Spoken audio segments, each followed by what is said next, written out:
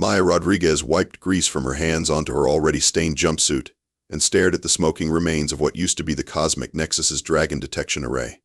Again. Third time this month, actually, but who was counting? Well, Maya was counting, because she was the one who kept fixing the damn thing. "Oh, wonderful," came the melodious voice of Commander Vex Thul from behind her. The 7-foot-tall reptilian had perfected the art of sounding condescending in 17 different languages, including Standard Galactic. "The primitive human has broken our equipment again." Maya didn't turn around. She'd learned that facing Vex Thul directly just encouraged his dramatics. "Actually, Commander, scales for brains, your equipment broke itself. I'm just the one trying to keep it from exploding and taking half the station with it." A crystalline chime filled the air as Dr. Quilnara floated into the maintenance bay. The living crystal formation somehow managed to look smug despite having no actual face. Perhaps if you understood the theoretical frameworks underlying quantum dragon resonance technology, you wouldn't resort to such crude methods. Crude methods? Maya grabbed her toolbox and pulled out a roll of duct tape.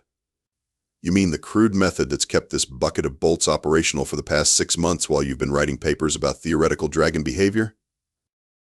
Technician Grox buzzed his wings in what passed for laughter among his species. The insectoid's massive frame filled the doorway as he clicked his mandibles. "Ha, human think tape fix everything. Next, she suggests hitting with hammer."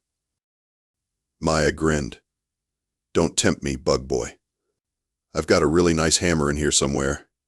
Commander Vex Thul's tail lashed behind him, a sure sign his patience was wearing thin. This is precisely why humans shouldn't be allowed on advanced research stations. You lack the sophistication to understand complex technology. "Complex technology," Maya muttered, already pulling apart the array's housing. "You know what's complex? Making something that works. You know what's really complex? Making something that keeps working when it gets shot at, shaken around, and filled with space dust." She started stripping wires with practiced efficiency. "But hey, what do I know? I'm just the human who's been keeping your fancy dragon detector running while you three argue about whose species invented hyperspace first." Dr. Quilnara's crystalline structure flickered with irritation. "The theoretical basis for our approach is sound. Dragons are sophisticated beings with advanced energy signatures. They require sophisticated detection methods." "Sophisticated," Maya repeated, wrapping exposed wires with duct tape. "Right, because nothing says sophisticated like equipment that breaks if you look at it wrong." The truth was, Maya had been studying dragons longer than any of them realized. While her crewmates focused on their advanced degrees and superior alien intellects, she'd been reading every scrap of information about dragons she could find. And one thing kept coming up in the old human accounts. Dragons weren't impressed by fancy technology. They were impressed by results. "You know what?" Maya stood up, brushing dust off her knees. "Keep your sophisticated equipment. I'll stick with my primitive human solutions. At least when I fix something, it stays fixed." Commander Vex Thul's reptilian features twisted into what might have been a smile. "How fortunate for you that you won't have the opportunity to embarrass our species further. The expedition to Draconis Prime launches tomorrow, and the crew manifest is already finalized." "Let me guess," Maya said, already knowing the answer. "The 3 most qualified beings in the galaxy?" "Precisely. This mission requires the finest minds and most advanced technology available. We cannot afford primitive solutions when dealing with the legendary dragons of Draconis Prime." Drox buzzed agreement. "Humans stay here. Fix broken things. Leave important work to real scientists." Maya watched them leave, their superior attitudes practically trailing behind them like cloaks. She turned back to the dragon detection array and gave it an experimental tap with her wrench. The display flickered to life, showing a steady green signal. "Dragons," she said to the empty maintenance bay. "Yeah, I bet you're going to love meeting these 3 geniuses." The next morning, Maya watched from the observation deck as the research vessel Galactic Pride departed for Draconis Prime. Commander Vex Thul had insisted on using the station's most advanced ship, equipped with the latest in shield technology, sensor arrays, and what he called diplomatic contact protocols. Maya had her doubts about those protocols. 3 days later, her doubts were confirmed when the emergency beacon started screaming. Mayday, Mayday. This is Galactic Pride. Commander Vex Thul's voice crackled through the static. We have multiple system failures. Shields are down, sensors are offline, and we're going down hard. Maya rushed to the communications console. Vex Thul, this is Maya. What's your status? Oh, now you're interested? Came Dr. Quilnara's voice, though she sounded significantly less smug than usual. We've crashed on Draconis Prime. All our sophisticated equipment is malfunctioning. Define malfunctioning, Maya said, already pulling up the emergency protocols. Grox's voice buzzed with panic. Everything broken. Shields exploded. Sensors making angry noises, landing very not smooth. Maya bit back a laugh. Okay. Are you hurt? Physically, we're intact, Vex Thul replied. But our equipment... It's as if the planet itself is rejecting our technology. Nothing works properly here. Except, came a new voice, deep and amused, the interesting little backup systems that keep functioning despite our atmospheric interference. Maya's blood ran cold. That wasn't one of her crewmates. Who was that? She demanded. That, Vex Thul said in a very small voice, was one of the dragons. They've been watching us for hours. Apparently they find our equipment failures quite entertaining. The dragon's voice came through the comm again. Indeed, we've observed many species arrive here with their marvelous technology. Most of it fails spectacularly. Yet someone on your vessel had the wisdom to install backup systems that actually function. Maya's jury-rigged emergency systems. The ones she'd installed against regulations because she didn't trust the standard equipment. The ones her crewmates had mocked as primitive human paranoia. Tell me, small beings, the dragon continued, who among you built these functional systems? There was a long pause. Maya could practically hear her crewmates' discomfort through the comm. That would be our human engineer, Vex Thul admitted reluctantly. Ah, the dragon sounded pleased. The human. How interesting. We would like to meet this human. Bring her to us. Now wait just a minute, Dr. Quilnara interjected. We are the senior officers here. We have advanced degrees in xenobiology and diplomatic protocols. Surely you'd prefer to speak with qualified representatives of our respective species. The dragon's laughter rumbled through the comm like distant thunder.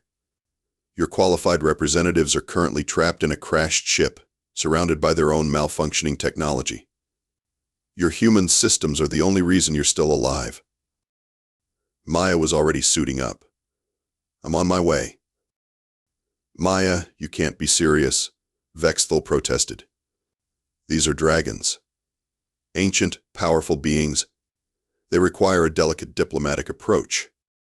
Right, Maya said, checking her emergency kit. Because your delicate diplomatic approach is working so well.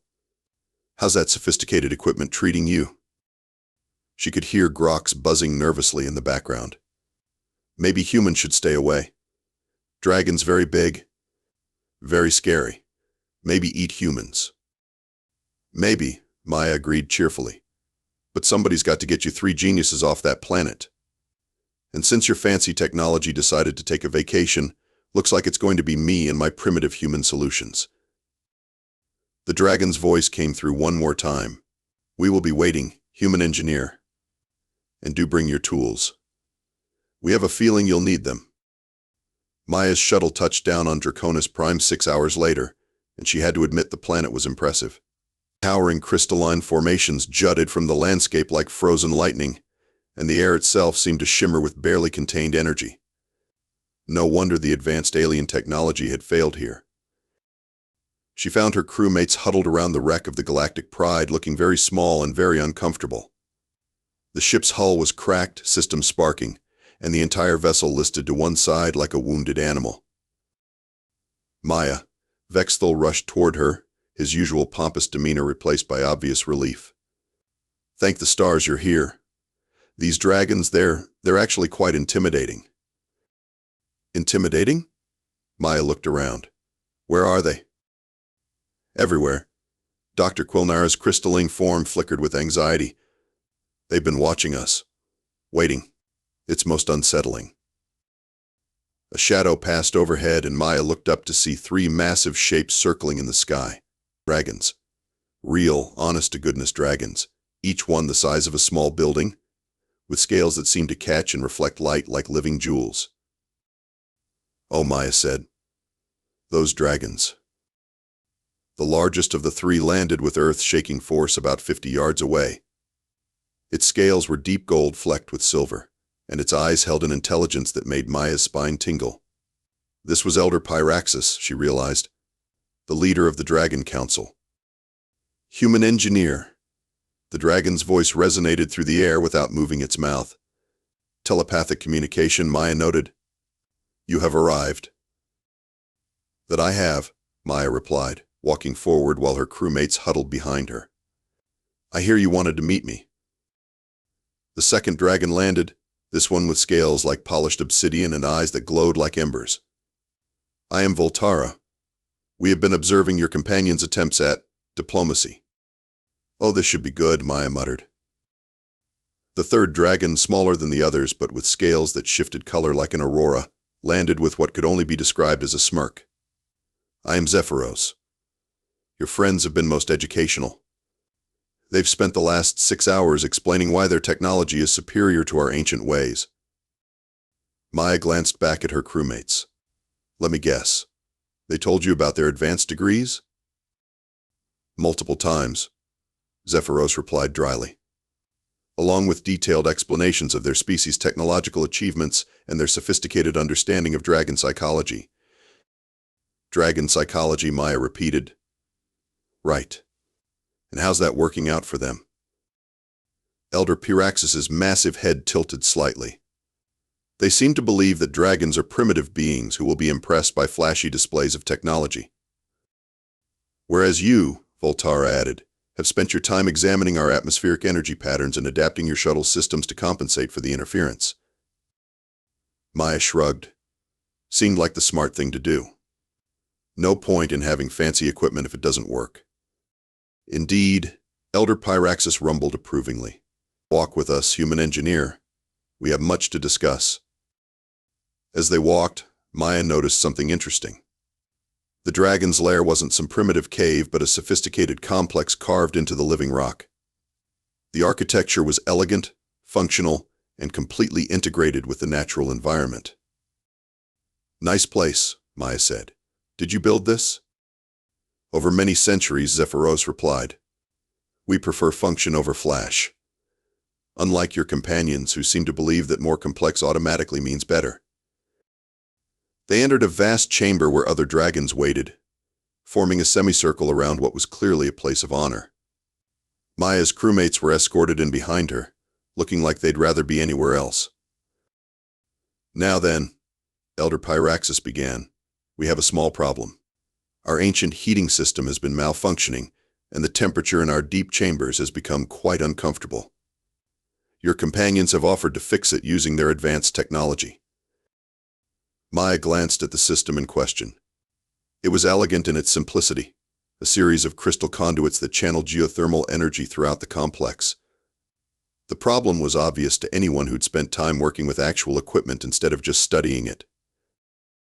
Let me guess, Maya said. They want to replace the whole system with something more sophisticated? Precisely, Voltara confirmed. They insist that our methods are primitive and inefficient. Maya pulled out her tools and walked over to the heating system. Mind if I take a look? Be our guest, Zephyros said, while Maya's crewmates protested in the background. Maya, you can't just start dismantling their equipment, Dr. Quilnara chimed urgently.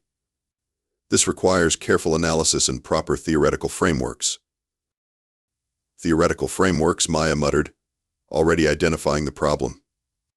You know what this needs? A new pressure valve and some basic maintenance. She pulled out her spare parts kit, selected a valve that was close enough to the original specifications, and made a few adjustments with her tools. 20 minutes later, warm air began flowing through the chamber again. There, Maya said, standing up and dusting off her hands. Good as new. Well, better than new, actually. That valve should last another few centuries. The dragons exchanged glances that somehow conveyed volumes of meaning. Tell us, human engineer, Elder Pyraxis said slowly, why did you not attempt to replace our entire system with your technology? Maya looked at him like he'd asked why she didn't try to fix a leaky faucet with explosives. Because your system works fine. It just needed maintenance. Why would I replace something that works? Because Commander Vexthul interjected desperately. Human technology is clearly inferior to both dragon technology and our own advanced systems. Maya turned to stare at him. Right, our inferior technology. That's why my systems are the only ones still working on your crashed ship. The dragon's laughter filled the chamber like rolling thunder. Human engineer, Elder Pyraxis said once the laughter died down, you have passed our test. Maya blinked. Test? What test? The same test we give to all who come to our world, Volterra explained. We observe how they react to challenges, how they treat technology, and whether they see solutions or just opportunities to show off. Zephyros's scales shimmered with amusement. Your companions failed spectacularly. They spent their time explaining why their methods were superior while ignoring the actual problems in front of them. You, Elder Pyraxis continued, saw a problem and fixed it. You adapted your technology to work with ours instead of trying to replace it. You showed wisdom, not arrogance. Maya glanced back at her crewmates, who were looking increasingly uncomfortable. So this was all a setup? Not a setup, Volterra corrected. A test. We have been watching the galaxy's spacefaring species for millennia. Most of them make the same mistakes your companions made. They believe that newer automatically means better, that complex automatically means superior. But you, Zephyros added, understand that the best solution is the one that works. Elder Pyraxis stepped forward, his massive presence somehow not threatening but respectful. Maya Rodriguez, human engineer, we formally invite you to join the Dragon Alliance. The silence that followed was deafening. Join the what now? Maya asked. The Dragon Alliance, Elder Pyraxis repeated, an ancient pact between our kind and those rare beings who prove themselves worthy. You would become our official representative to the galaxy with all the rights and responsibilities that entails. Behind Maya, Commander Vexthul made a sound like a deflating balloon. But she's human. She doesn't have advanced degrees or diplomatic training or... She has something more valuable, Volterra interrupted. She has sense. Maya looked around the chamber at the assembled dragons, then back at her crewmates. What would this alliance involve exactly? Knowledge sharing, Zephyros explained. We would teach you our methods, and you would help us understand how to work with the galaxy's other species. A cultural exchange, if you will. Plus, Elder Pyraxis added with what might have been a smile, you would have access to our technology. Real dragon technology, not the flashy nonsense most species develop. Maya's eyes lit up. What kind of technology? The kind that works, Volterra replied simply. Over the next several hours, Maya learned dragon customs while her former crewmates were relegated to camp maintenance duties. The dragons, it turned out, had developed technology based on principles of efficiency and reliability rather than complexity and showiness.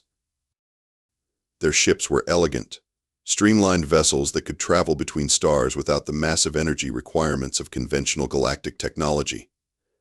Their communication systems were instantaneous across any distance.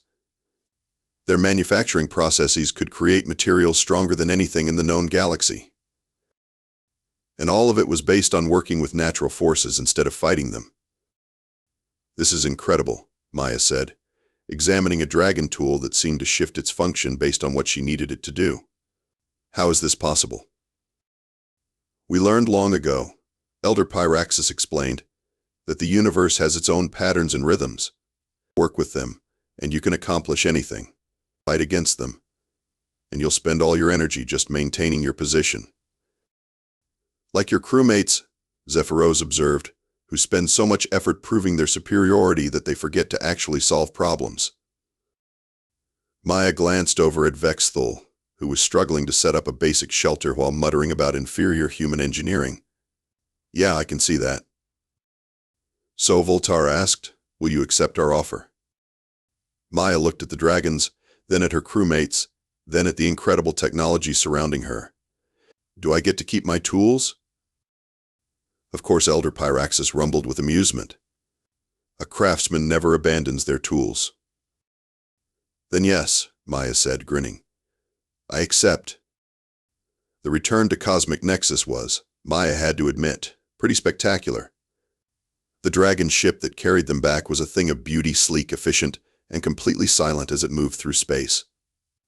It also happened to be impossible to detect by conventional sensors, which led to some interesting moments when they arrived at the station. Unknown vessel.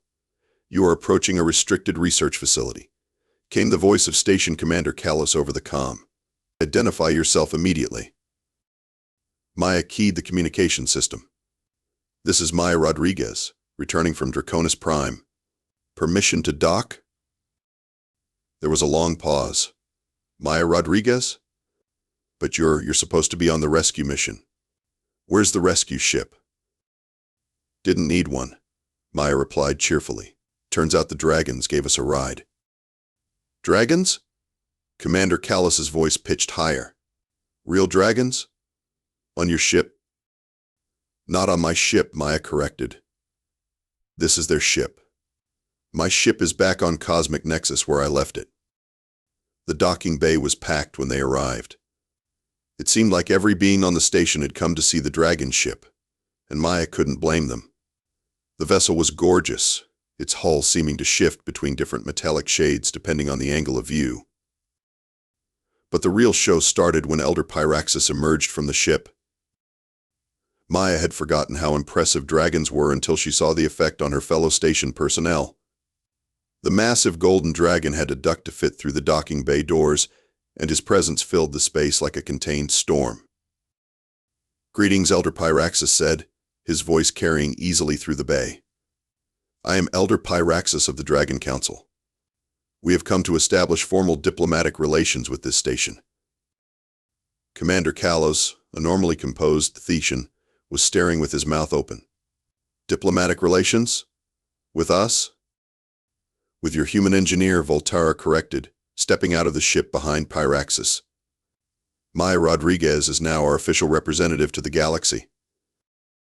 The silence that followed was broken by the sound of Commander Vexthul clearing his throat. Surely there's been some mistake. Maya is just a maintenance worker. She doesn't have the proper credentials for diplomatic work. Zephyros emerged from the ship with what could only be described as a predatory smile. Ah yes, the crew members who spent their time explaining why their methods were superior while their ship fell apart around them. Now see here, Dr. Quilnera interjected, her crystalline form flickering with indignation. We are qualified scientists with advanced degrees and yet, Elder Pyraxis interrupted calmly. Your human engineer was the only one who actually solved problems instead of just talking about them. Maya stepped forward, trying not to grin too widely. Commander Kalos, I'd like to introduce some improvements to our operations. With Dragon technology, we can increase our efficiency by about 300%. 300%? Commander Kalos repeated weakly. At least Maya confirmed. For starters, we can replace the main power core with a Dragon energy crystal. It'll provide more power, last longer, and never need maintenance. That's impossible, Dr. Quilnera protested.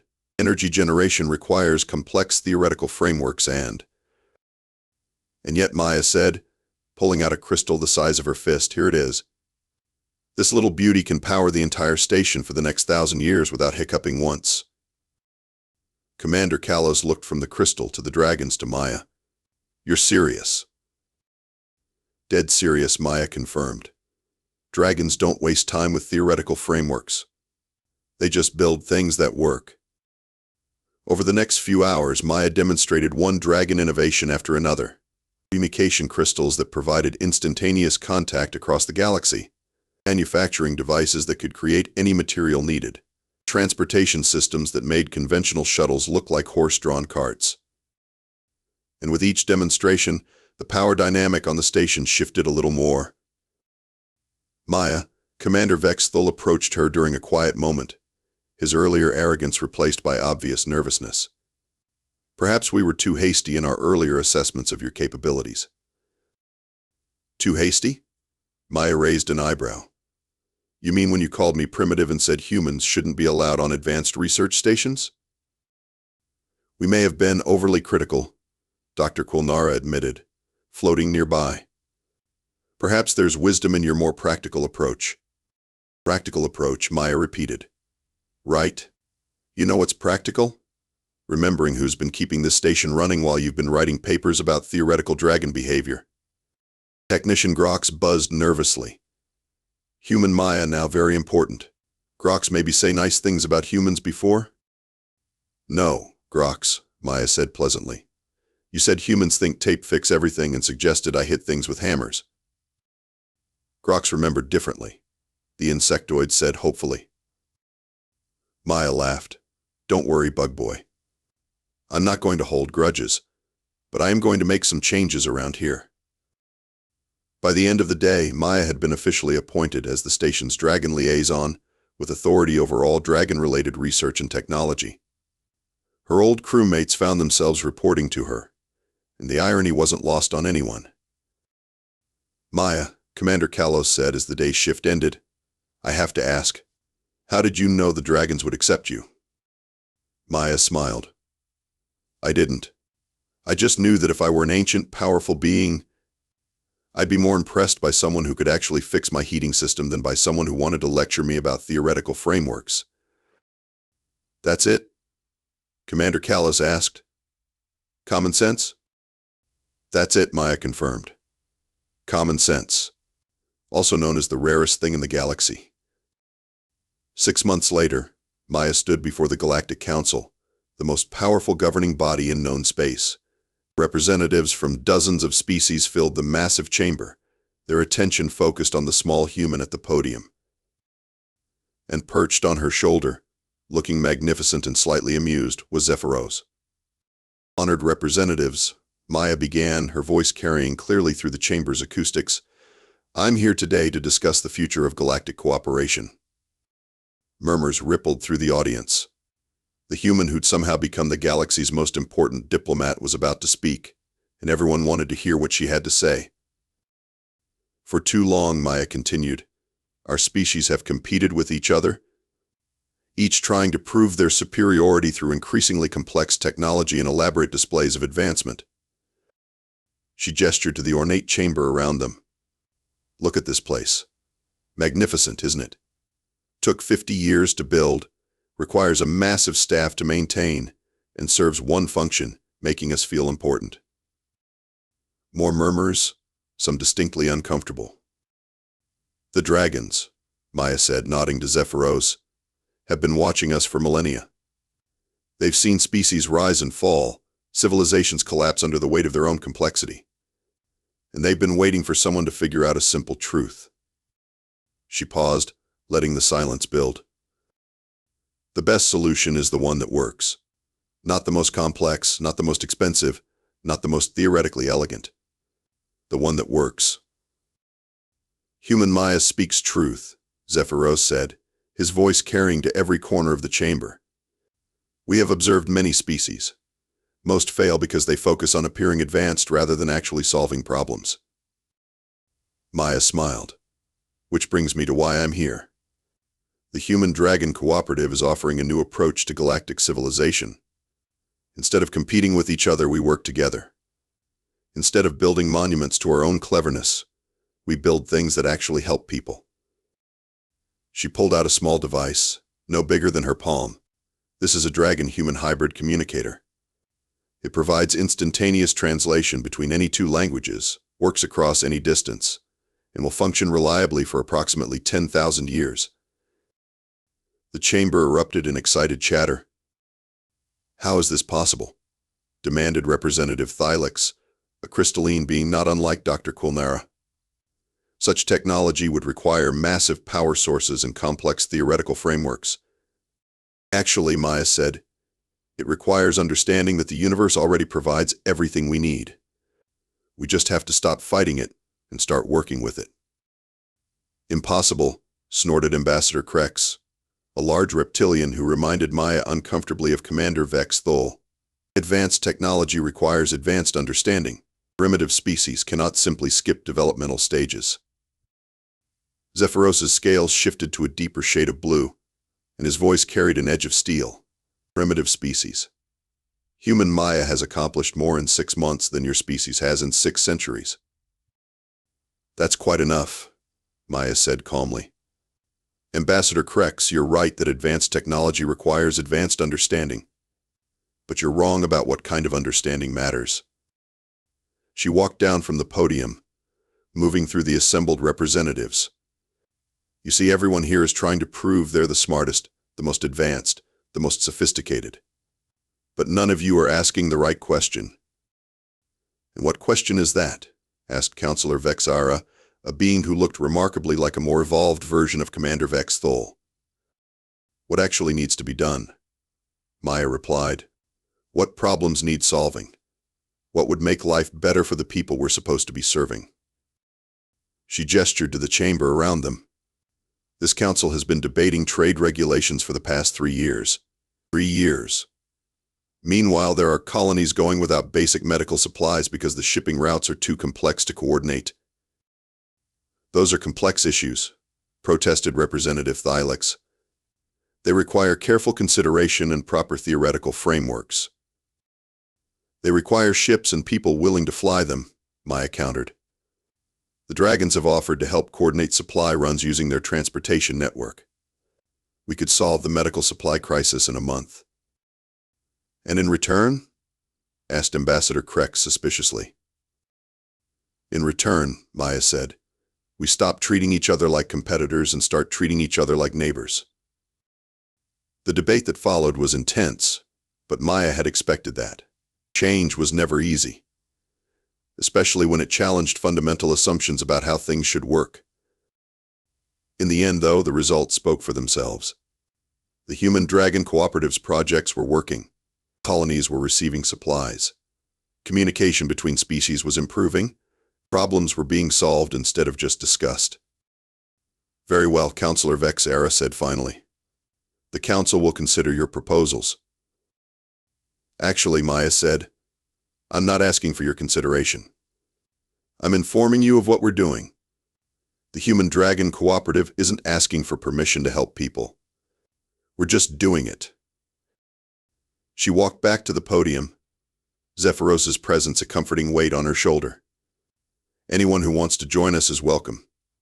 Anyone who wants to keep arguing about theoretical frameworks is welcome to do that too. We'll be too busy solving problems to notice. As she left the chamber, Maya could hear the eruption of discussion behind her.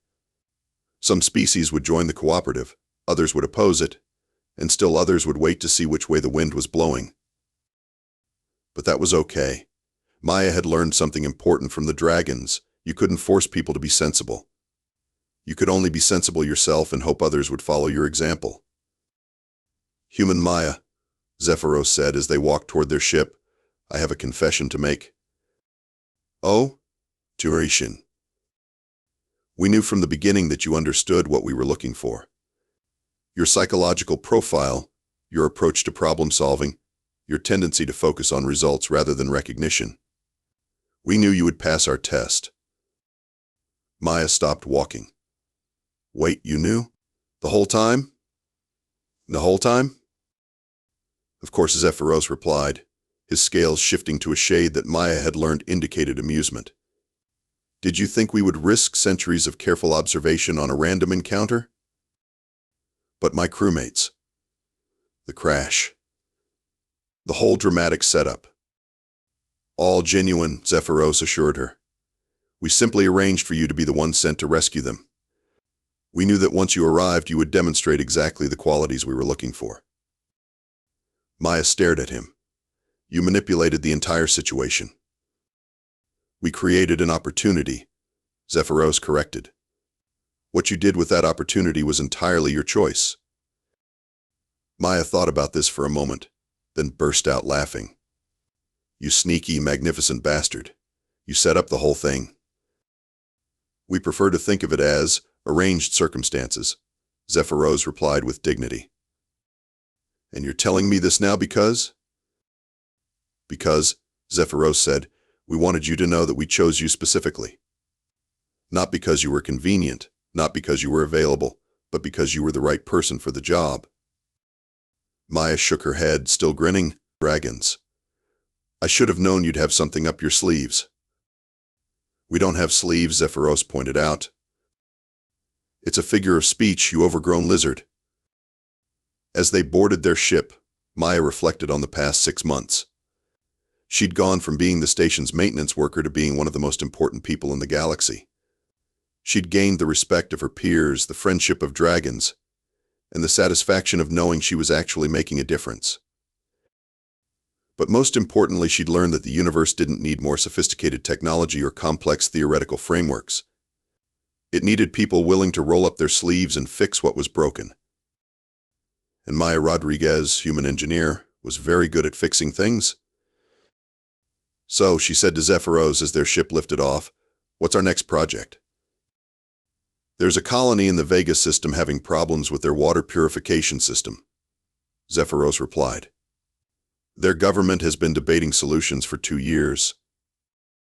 Maya grinned. Sounds like they need some primitive human solutions. Indeed, Zephyros agreed. The primitive human solution of actually fixing the problem. As their ship jumped to hyperspace, Maya settled back in her chair and pulled out her toolbox. Dragons might be ancient and wise, but they still appreciated a good set of tools. After all, the best technology in the universe was still useless without someone who knew how to use it. And Maya Rodriguez, dragon-chosen representative and professional problem solver, knew how to use everything.